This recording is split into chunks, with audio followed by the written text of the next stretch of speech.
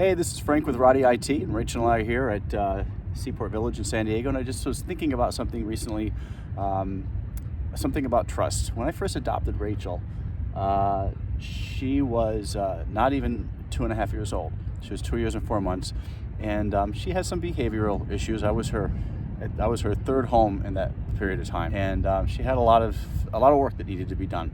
And I knew that it was going to take a long time for me to earn her trust because, she might be thinking, Jesus, I'm not even 2.5, and this is my third home. What's going on? So I knew that was confusing for her. I knew I was going to have to earn her trust. I knew there was going to be a lot of work to accomplish that. But I was willing to put in the time to earn her trust. That's the thing about trust. I've often heard people say things like, well, you just have to trust me. You just got to trust me. It's like, no, I don't have to trust you. You have to earn my trust. I think that sometimes people forget that trust is something that needs to be earned. And if you're not willing to put the time in to earn that trust, then you're not deserving of my trust. And I think that's true. That should be true for everybody. I think it's fair to ask that someone give you the benefit of the doubt, upon which you can then earn their trust. The person who seeks the trust must be willing to put in the time and the effort to earn the trust. And the person who is potentially giving the trust has to at least be willing to give the other person the benefit of the doubt.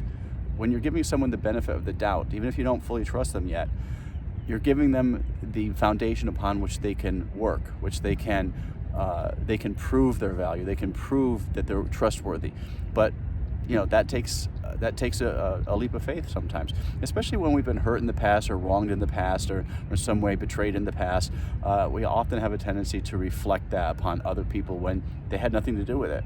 It's a self-defense mechanism. It's understandable, regardless of the type of relationship, whether it's a personal relationship, a family relationship, a romantic relationship, a business relationship, a coworker relationship, whatever it might happen to be. Sometimes we will reflect a bad experience that we had onto someone else who's undeserving of that. Over time, and with a lot of work and a lot of love and a lot of consideration, a lot of respect, I've earned her trust. That time, the first time I was at the beach and I saw her, Rachel, come here. This was the part where Rachel started getting a little bit fussy. She was very patient for a long time, but we had been there for a few hours, and I think she just wanted to go home and eat. She was getting a little antsy. And so I understand that you may be looking at me, and if you don't know me, if you've never worked with me before, you're naturally asking yourself, can I trust this guy? Can I trust him with the most critical things in my business, my computers, and all my technology stuff? I understand that. It's a big deal. I do. I understand it. All I ask is that you look at my background, look at my references, and with just a little benefit of the doubt, I promise I will work hard to earn your trust. Are you hungry? Are you hungry? You want to go home and get some supper? Yes. You want some chicken? Yes. I think I got steak. You want steak? Don't eat the grass. There you go, bear. There you go.